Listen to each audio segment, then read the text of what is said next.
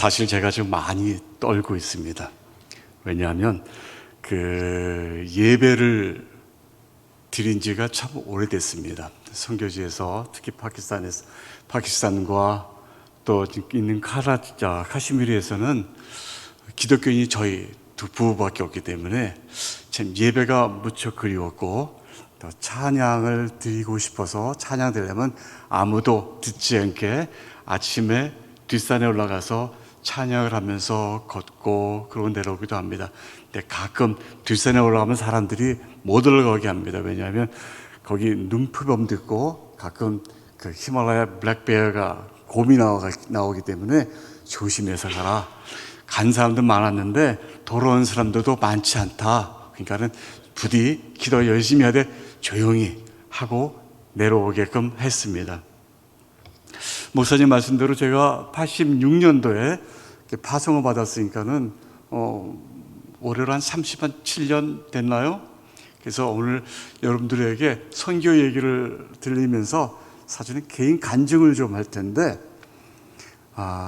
승리하는 간증 말고 사실은 실패한 간증이 더 많았기 때문에 오늘 그 간증을 좀 하려고 합니다. 그래서 저를 통해서 여러분 좀 위로받으시고 은혜 받으시기 바랍니다. 선교사도 저렇게 했는데 뭐 우리가 이 정도쯤이야 하면서 여러분이 위로가 되는 이 귀한 아침이 되기를 원합니다. 선교지에 있으면서 늘 생각을 합니다. 선교란 무엇인가? 나는 왜 선교를 하고 있는가라는 질문을 늘 합니다. 제가 있는 곳은 지금 카시미르 지역인데 저희가 있는 집이 해발 3,000대입니다. 그러니까 백두산보다 조금 높습니다. 그리고 지금 가도 앞산에는 만년설이 쫙 높여 있고요. 늘 그런 곳에서 저희가 사역하고, 또 교회가 없으니까는 찬양도 없고 예배가 없는 곳입니다. 저희는 학교 안에서 살고 있는데 저희가 이제 학교를 거기서 First Step International Academy라는 그 국민학교 유치원을 하고 있는데 학생이 150명, 선생님이 한 16명 같이 다합니다. 모두가 다 모슬렘들입니다. 아침에 제 낙은 뭐냐면 아이들을 기다리다가 학교 앞에 나가면 큰 뽕나무가 있습니다. 뭐 삭개로 생각하실 텐데 뽕나무가 있는데 뽕나무가 요즘 아주 어디까지 맛있게 열렸습니다. 그래서 아침마다 그걸 따먹으면서 아이들을 기다리는데, 그곳에는 풍습이 심은 자가 임자가 아니라 먹는 자가 임자입니다. 누구든 가서 입에 먹으면 됩니다. 그래서 가다가 보면 있으면 따먹고, 또 아이들이 학교에서 이제 파하고 집에 가다가도 그 나무 앞에서 서로 따먹으려고 막 하고 저를 오기를 기다립니다. 왜냐하면 제가 키가 크니까 걔네들보다. 그래서 제가 따지기도 하고, 제가 오기를 못 기다리는 애들은 신발을 벗어서 던져서 떨어지는 것을 열심히 주워 먹고 하는 그런 아름다운 곳이 바로 제가 있는 카시미르입니다.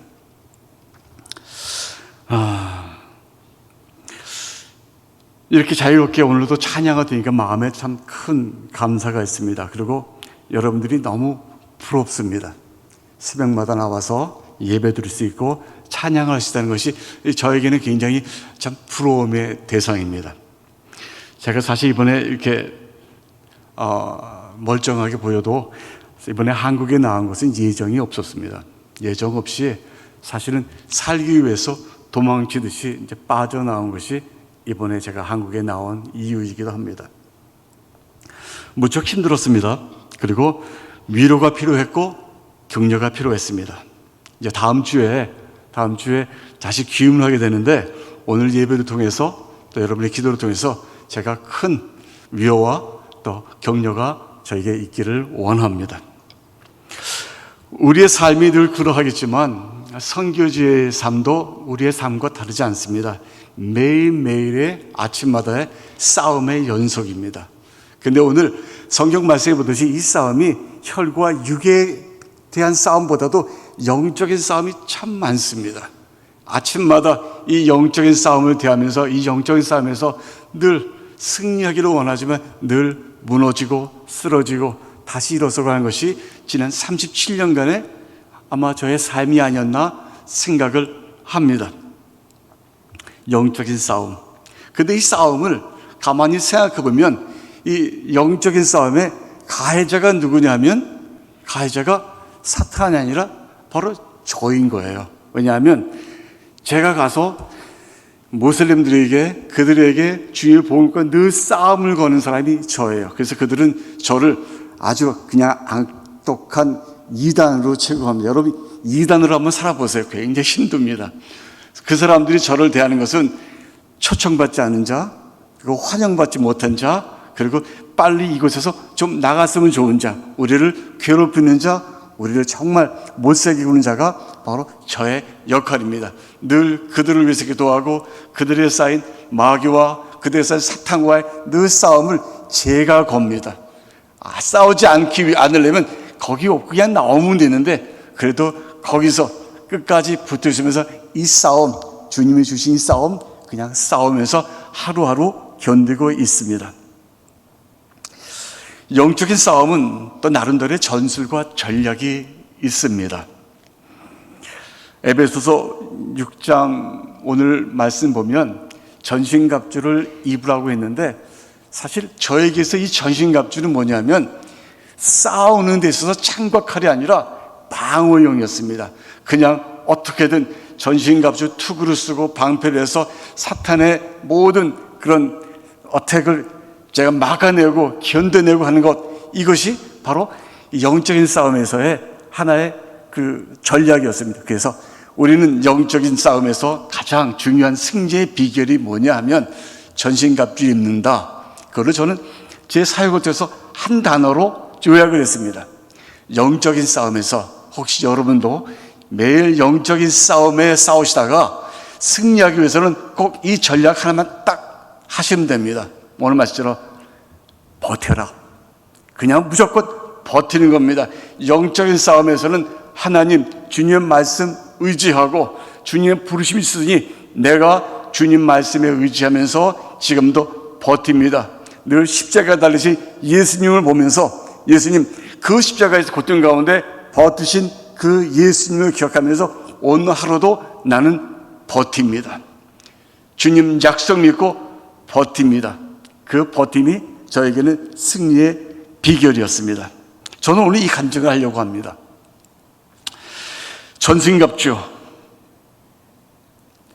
말씀에 의지해서 버텨가는 것, 날마다 맷집이 느는 것은 저에게 있어서는 신앙의 성숙이었습니다.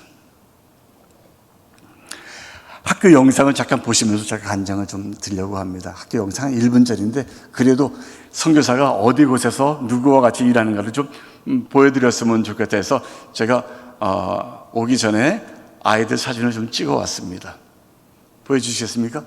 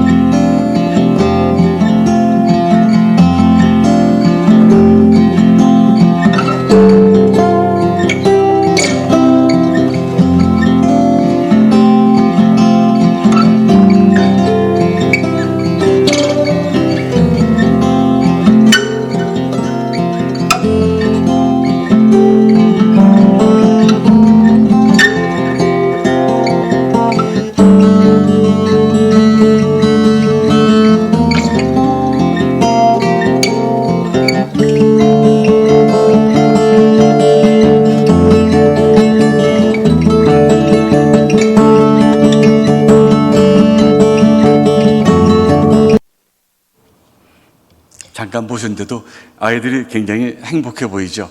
제가 날마다 이 아이들과 함께 시간을 보내고 이 아이들에게 위해서 기도하고 그런 사역을 제가 하고 있습니다. 얼마 전에 일이었습니다.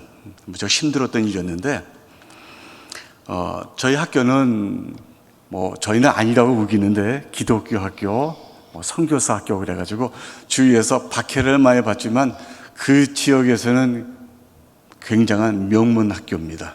누구나 보내고 싶은 학교, 누구나 정말 우리 아이들이 보내고 싶은, 가고 싶은 그런 학교가 바로 저희 학교입니다. 근데 올해 저희가 매년마다 학교를, 인가를 연장을 받아야 되는데, 연장받기 위해서는 그 건물 안전검사를 해야 되고, 그리고 그 화재, 소방검사를 해야 되는데, 그거 할 때마다 그냥 형식적으로 하는 건데, 올해는 유난히 그들이 요구하는 게 많았습니다.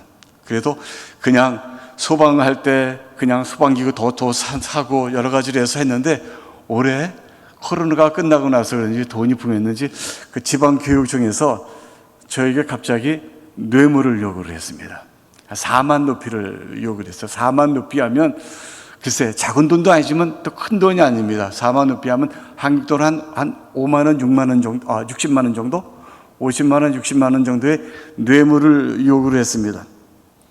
근데 이 뇌물을 저희가 주지 않기 위해서 노력을 많이 했는데, 마지막에 제가 올해 초에 그 지방 관리를 만나러 갔습니다. 만나는데 그들이 웃으면서 이거는 그냥 관행이니까는 네가 줘야 된다 그렇게 하는데, 저는 못 주겠다고 버티잖아요. 못 주겠다 그랬습니다. 그런데 이거 안 주면 학교 문을 닫을 수도 있겠다. 그리고 내가 이거 사용 못하고 추방당할 수도 있다는 그런 마음이 탁 들어왔습니다. 그러면서 줄까 말까 막 그 사무실에서 그런 생각들이 막 오고 가는 거예요. 그래서 마음속에 제가 그들에게 애원하면서 담대하게 이렇게 얘기를 했습니다. 내가 뇌물을 주지 못하는 이유가 나에게는 두 가지가 있다. 첫 번째는 내가 믿는 하나님이 뇌물 주는 거 기뻐하지 않는 거 내가 안다. 그리고 두 번째는 아무리 나쁜 아빠라도 내 자식이 보는 앞에서는 나쁜 짓을 안 하는 게 당연한 건데, 내 뒤에 150명의 아이들이 13명의 교사가 나를 지켜보고 있는데 나는 이거 줄 수가 없다. 미안하다. 네가 원한다면 나는 학교 문을 닫더라도 난 못 주겠다라고 얘기하면서도 마음이 막 떨렸습니다. 그 사무실을 나오는데 그 나오는데 그래요. 그건 네 마음대로 하래요. 사무실 나오는데 마음속에 줄 거 그랬나? 학교 문 닫으면 아이들은 어떡하지? 그 150명의 아이들이 어디 못 가는데 난 어떻게? 끝까지 망설이면서 내가 하는 것이 잘한 건가? 학교 문을 닫으면 큰 돈도 아닌데 그냥 50만 원 어떻게 마련해서라도 그 주고 하면 이 모든 게 다 끝나고 평안하게 지날 텐데, 그러면서도 학교까지 오는 그 과정이 굉장히 저에게는 참 컸습니다. 힘든 생각과 함께 학교로 돌아와서 아이들을 보면서 학교 문 닫는 것보다는 이 아이들이 학교가 문을 닫으면 어떨까? 내가 지금 잘하고 있는 걸까? 내가 믿는 그런 신앙, 기독교 신앙과 그것 때문에 내가 혹시 아이들에게 상처 주는 건 아닌가? 다시 전화 걸어서 그냥 돈 준다고 할까? 막 이런 생각들이 막 오고 갔습니다. 그런 제가 불안했던 이제 선생님들은 저를 보면서 너무 불안해하는 거예요. 김성 교사님, 그 뇌물 주는 거는 물론 난 나쁜 거지만 그거는 우리나라의 관행이에요. 다 그렇게 해요. 근데 선교사님이 뭐라고 이걸 안 줘가지고 왜 우리를 불안케 해요? 선교사님은 쫓겨나서 그냥 한국 가면 되는데 우리는 이게 직장이고 내가 직장에 딸린 우리 아이들이 얼만데 선교사님 다시 한번 생각하면 어떻겠어요? 그런 막 말들이 오고 갔습니다. 내가 잘하는 건가? 며칠이 지났습니다. 며칠 지난 후에 관할 경찰서에서 그 서장이, 제가 잘 아는 서장이에요. 그 아들이 우리 학교 다니고 있고, 그 서장이 그 다른 두 경찰관하고 총 들고 저희 사무실에 찾아왔습니다. 오면서 종이를 보여주는 거예요. 거기가 고발장이 적혀 있습니다. 너에 대해서 고발장이 접수되었는데 너의 죄목은 3개다. 첫째가 너희는 반국가 스파이로 지금 우리에게 고소장이 접수됐다. 왜냐하면 너희가 여기서 그 카시미르 사람들이 인도군하고 내전을 벌이고 있잖아요. 그래서 전쟁 고아들이 많이 생겨서 전쟁 고아를 돕고 그 아이들을 입학을 시켰대요. 장학금을 주면서. 그렇기 때문에 너희는 분명히 반국가 스파이고, 그래가지고 우리나라를 전배시키는 것 때문에 그게 들어왔다는 거예요. 그랬을 때 나는 그냥 대답도 못했어요. 그리고 두 번째 게 뭐냐니까, 두 번째 게 너희가 기독교 학교이기 때문에 아이들에게 불법적으로 개종을 강요하고, 그리고 주기도문을 암기시키고 기도하게 했다. 이것이 들어왔다. 내가 정말 하고 싶었던 건데 못하고 있었는데 그것이 벌써 들어갔대요, 고발장으로. 그래서 이거 두 개만 가지고도 너희는 내가 당장 구속할 수 있고 당장 너희에게 추방을 할 수도 있다. 그리고 세 번째 게 뭐냐면, 지금 카시미르에서는 매년마다 어린아이들이 한 200명 정도가 유괴가 돼가요. 납치돼 가서 팔려가는 거죠. 그래서 너희가 이 아이들을 납치해서 파르는 그 차일드 트래피커라고 그러는 거예요. 그 세계가 접수됐기 때문에 너희가 이 세계를 지금 너를 구속할 수 있다라고 해서 그냥 총 갖고 와가지고 엄풀 놓는 거예요. 뭐라고 대답할 수가 없어요. 내가 서장한테 그래서 너는 알지 않느냐, 내가 그거 안 하는 것 안 돼. 나는 너를 알고 우리 아이가 여기 학교 다니는데 잘 안 돼. 그러니까 김성 여사 그냥 돈 줘. 그냥 뇌물 줘. 그 뇌물 나한테 주면 내가 전달해서 이거 없는 걸로 해줄게 라고 저를 또 회유하는 거예요. 제가 경찰서장한테 그랬어요. 내가 뇌물을 주지 못하는 이유를 똑같이 설명해 줬습니다. 그때만 옆에서 선생님들이 한숨이 나오는 거예요. 성 여사님, 이번이 마지막 기회인데 그렇게 하면 어떡해요? 성교사님 쫓겨나는 거 그건 우리 상관없는데 우리 학교 어떻게 해? 애들은 막 그런 얘기가 한숨이 나오는 거예요. 그때만 경찰서장이 화를 내면서 나가더라고요. 난 너에게 충분히 기회를 줬는데 너는 이걸 거절해서 두고 보자 하면서 갔습니다. 근데 그 얘기 듣는 제 마음속에 막 갈등이 생기고 무서움과 두려움이, 왜냐면 거기는 우리밖에 없잖아. 나를 도와줄 만한 이웃도 없었고 그냥 모두가 다 모슬렘들이니까 여기서 우리가 큰일 당해다. 초선교사가 막 부들부들 떨고 이제 무서워서 선교제 30몇 년 있으면서 하나님 이거 어떡해요? 차라리 줄 걸 그랬나? 이거 뭐지? 어떡해요?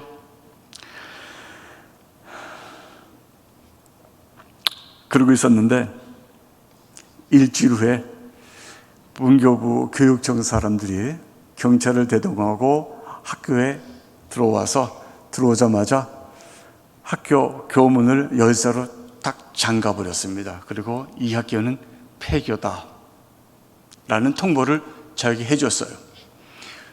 창밖으로 수업 중에 아이들이 경찰이 와가지고 교문을 열쇠를 딱 채우는 그걸 보니까 아이들이 막 저를 찾는 거예요. 놀라서 창밖을 보니까는 선생들은 벌써 뛰쳐나가가지고 여선생들은 그 경찰서 손을 잡으면서 막 울부짖으면서 밖에서 막 통곡을 하는 거예요. 우리 애들 어떡하냐고. 그래서 열쇠 탁 챙기고 그들은 갔습니다. 아이들을 달래서 보낼 수밖에 없었습니다. 나 때문에, 내가 아이들을 사랑해줄 선기로 왔는데 나 때문에 아이들이 어떡하지? 라는 두려움이 제 마음속에 많았습니다. 아이들을 집으로 보낼 수밖에 없었습니다. 하나씩 다 보내고 나서 이것이 아이들하고 만나는 마지막일 수도 있겠다. 저 웃으면서 뛰노는 그 아이들의 그 웃음소리가 막 귓가에서 맴돌았습니다. 그날 오후 역시나 학부모들이 한 52명이 막 학교로 쳐들어왔습니다. 제 입장에 쳐들어온 거예요. 사무실에 앉았는데 막 들어오더니만 엄마들은 운동장에 앉아서 막 통곡하면서 막 울기 시작하고, 아빠들은 손에 돌을 들고 들어오고, 어떤 사람은 학교를 불지르겠다고 해서 기름을 찾고 막 난리가 났어요. 그리고 저 좁은 사무실로 그냥 그 부모들이 꽉 큰 사람들인데 저희 둘은 앉아가지고 아무것도 못하고 고개만 숙이고 그러고 있었습니다. 그리고 미안하다는 말밖에는 할 수가 없었습니다.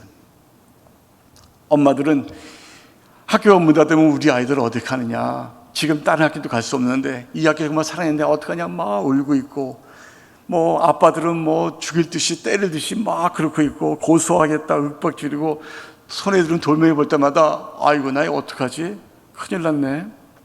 막 그런 생각이 났습니다.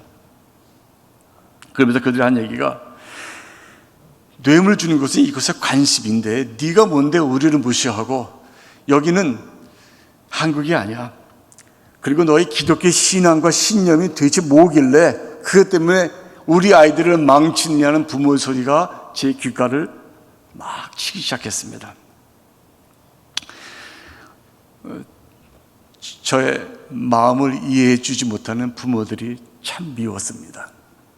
내가 모든 거 다 버리고 이 산곳에서 와서 여기서 평생을 보면서 아이들을 위해 섬기고 사랑하며 살았는데 내 마음을 이해해 주지 못하는 이 부모, 그들의 함성, 그리고 내가 믿었던 선생들이 그 배신하면서 저희 뒤에서 욕하는 그 모습들이 마음에 탁해서, 아이 가자, 집에 가자, 내가 이 사람들 사랑했던 것이 내가 잘못이지 라는 마음이 막 물밀듯이 들어왔습니다.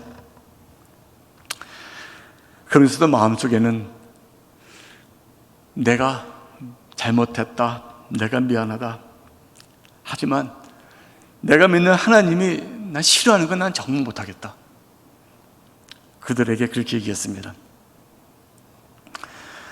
부모들이 그렇게 얘기해요. 아침마다 학교가 문 닫았으니까 옆집에는 또 내 사촌들은 다 학교 가는데 아침에 학교로 못 가고 나 어떻게 하는 우는 아이들을 봤을 때 부모들이 그것 때문에 힘들어서 학교에서 저한테 하소연을 하는 겁니다. 찾아와서 항의하고 협박을 날마다 했습니다. 하루도 빼지 아니하고.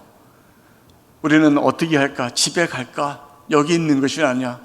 하나님 이거 어떻게 합니까? 차라리 그때 뇌물 주고 말았으면 됐을 뻔했는데 내가 뭔데? 부모들한테 그렇게 얘기했습니다. 여러분 미안합니다. 여러분들 알다시피 저는 그렇게 착하고 선한 사람은 아닙니다.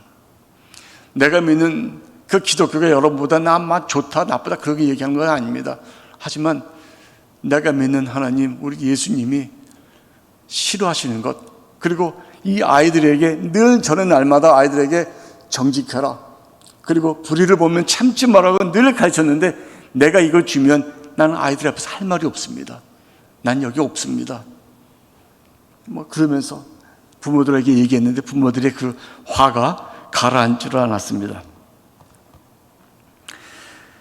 그러더니만 한 2주 지났나요? 매일 찾아오지만 부모들이 이러면 안 되겠다 해가지고 저 김성 여사가 마음이 돌아설 기미를 안 보이니까는 자기들이 얘기를 하더니만 저에게 한 가지 솔루션을 가지고 찾아왔습니다.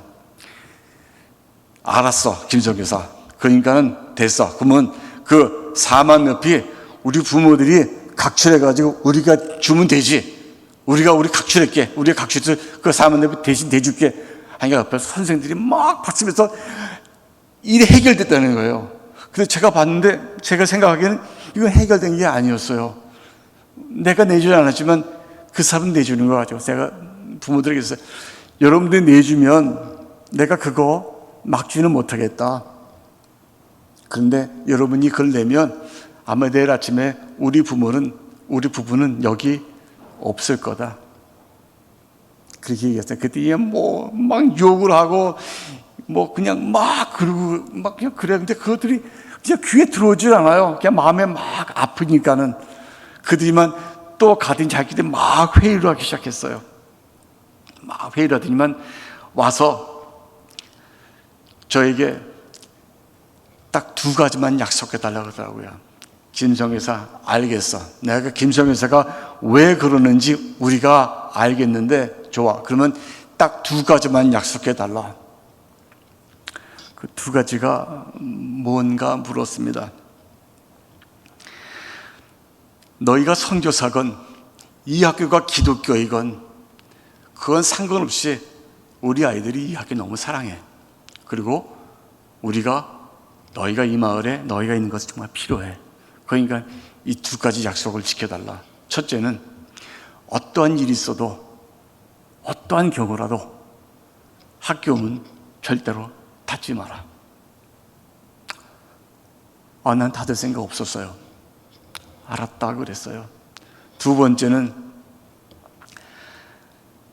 너희가 없으면 안 돼. 그러니까는 절대 여기서 떠나지 않겠다고 약속해라 라는 말에 대답이 안 나오고 눈물이 팍 쏟아졌어요.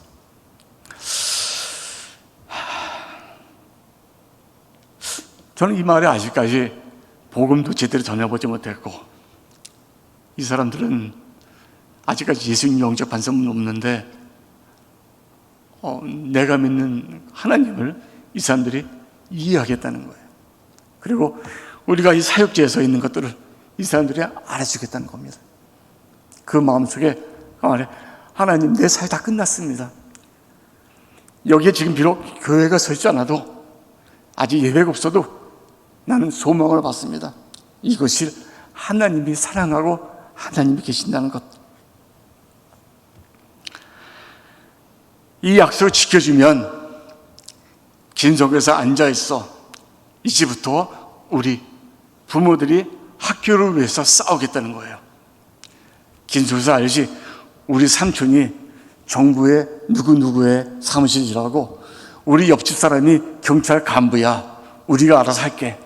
뇌물 안 주고 우리가 할게. 그러니까 이 약속만 지켜줘. 지금까지도 힘들었지만 우리의 작은 노력과 헌신과 그 작은 신음 같은 기도가 헛되지 않고 이렇게 열매로 다가오는 것에 대해서 가슴이 무너져 버렸습니다.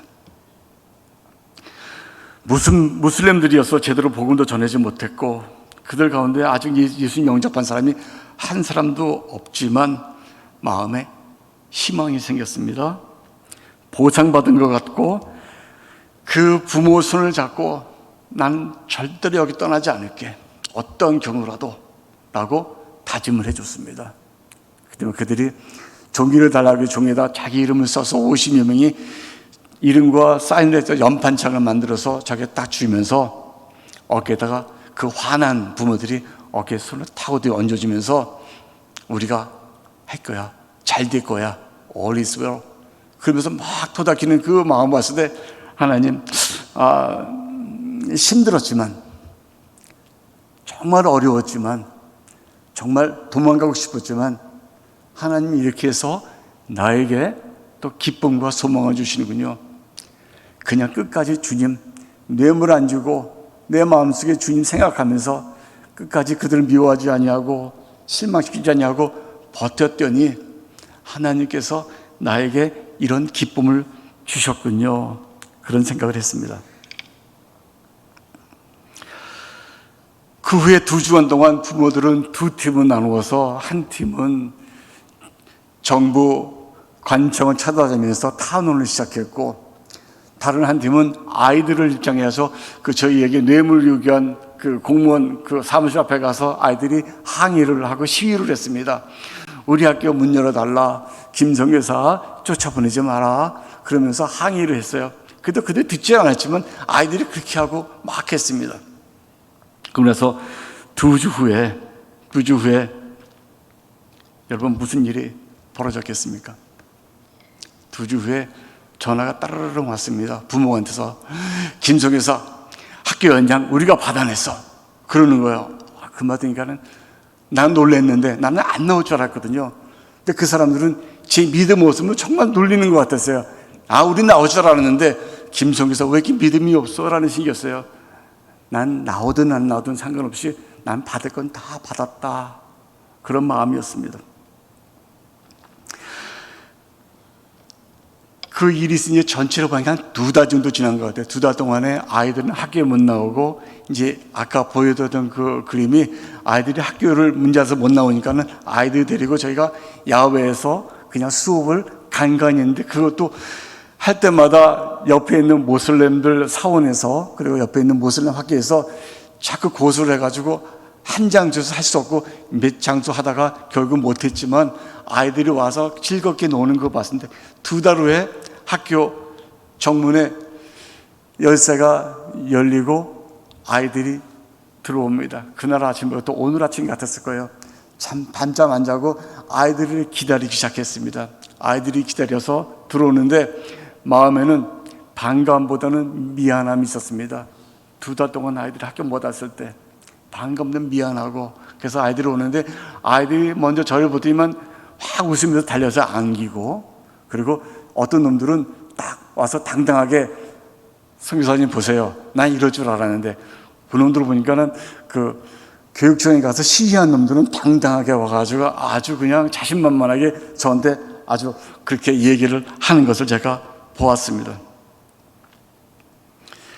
아침 조회 시간이 되어서 학생들에게 저는 이렇게 얘기를 했습니다. 아이들 너무 고맙고 그리고 미안하다. 하지만 이런 싸움은 올해는 잘 넘겼지만 이것이 끝이 아니라 이런 싸움은 우리는 영적인 싸움이라고 얘기했는데, 매일같이 똑같은 게 내년에 또 언제든지 일어날 수 있다. 모든 싸움에서, 영적인 싸움에서 우리가 승리를 할 수는 없지만 그럼에도 불구하고 오늘 우리가 이 시간만큼은 기억하자. 우리가 지켰더니, 우리가 견뎠더니, 버텼더니 하나님께 주시는 그 축복 우리가 안다. 아이들에게 얘기했습니다. 그러면서 아들에게 싸움은 계속될 거다. 늘 이길 수 없다. 너희들이 나중에 커서 성공해서 저 높은 자리에 올라가서 너희들이 좀 바꿔주면 안 되겠냐. 아이들이 자기들이 바꾸겠대요. 부정부패, 정부, 카시미르까지 자기들이 커서 다 바꾸겠대요. 선교사님 걱정하지 마세요 라는 말에 제가 웃으면서 아이들에게 정말 감사를 한 적이 있습니다. 옆에 있던 여교사가 저에게 이렇게 얘기를 했습니다. 선교사님 아세요? 지난 2달 동안에 우리 시골의 작은 학교가 굉장히 유명하게 됐어요. 모르는 사람이 없어요. 인도에서도, 카시미르에서 우리 학교 굉장히 유명해졌어요. 뭐 때문에 그러는데 2가지 때가 있대요. 첫째가 지금까지 인도 카시미르에서 정부에다가 뇌물 안 주고 인가받은 학교는 우리 학교밖에 없대요. 그 2번째는 학교가 문제가 났을 때 제일 먼저 학교에다가 고소하고 막 학교에다가 불평하고 불지르는 거는 부모들인데, 학부모들이 학교를 대신해서 학교를 위해서 이렇게 뭉쳐서 싸운 것은 이 학교밖에 없대요. 이 2가지 때문에 우리 학교가 굉장히 유명해졌다, 그런 얘기를 했습니다. 그리고 인도에 이런 학교가 없어요. 제 마음속에 작은 울림이 있었습니다. 나를 보내신 주님의 그 말씀과 그 약속을 붙잡고, 그것을 바로 선을 위한 고난이라면 하나님 그 고난 감당하겠습니다. 그리고 그 고난 가운데 늘 말씀 의지하고 내가 버티겠습니다. 참고 견디고 버텨서 나중에 하나님 승리하시는 것 내가 증명하겠습니다라는 작은 마음의 울림이 있었습니다. 그리고 참고 버티기 참 잘했다. 그래서 너무 힘들어서, 그 시간 힘들어서 아주 도망가고 싶어서 그냥 나와서 그냥 그 좋아하는 짜장면이라도 한번 먹고 싶어가지고 그냥 막 뛰쳐나왔어요. 그래서 제가 짜장면 먹을게요, 못 먹을게요? 먹었죠, 오자마자. 근데 뭐 그렇게 이걸 먹으려고 왔나?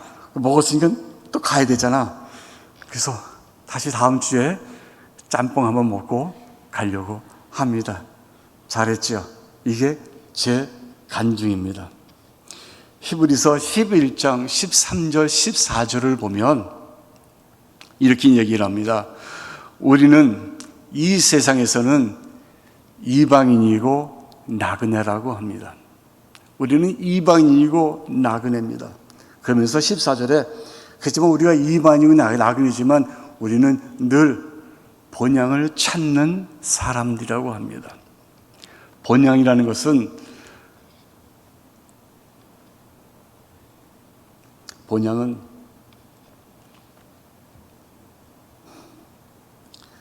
우리에게 본향은 하늘나라입니다. 우리에게 본향은 하늘나라입니다. 우리가 죽어서 가는 것도 하늘나라지만 그 하나님의 나라, 하늘나라는 영어로는 Kingdom of God이라고 하지 않습니까?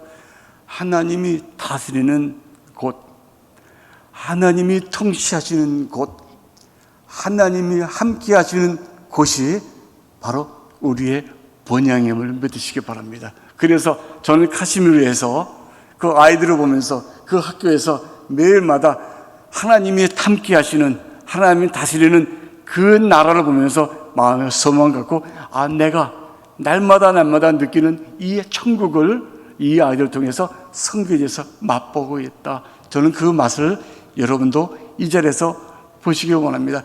천국, 하나님이 다스리는 곳, 하나님이 함께 하시는 곳, 그것이 바로 본향이고, 날마다 이방인인 내가, 날마다 나그네인 내가 찾아가는 곳, 그것이 바로 날마다 내가 맛보는 것이 바로 하나님이 다스리는 천국임을 여러분 믿으시기 바랍니다. 그래서 오늘 아침도 저와 함께 여러분 마음속에서도 날마다 이 새벽에 천국을, 본향을 맛보시는 저와 여러분 되시기를 원합니다. 저는 이 어린아이들에게 복음을 뿌려줘서 열매를 맺고 하나님이 다스리는 땅, 하나님이 다스리는 그 민족이 되기 위한 소망을 다시 한번 갖게 되었습니다. 이거 하면서 제가 찬양을 하나 준비했는데 찬양 같이 부르시고 오늘 말씀을 좀 마치려고 합니다. 찬송가 183장 빈들의 마른 풀같이라는 찬양인데 우리 같이 저를 위해서 같이 찬양해 주시겠습니까?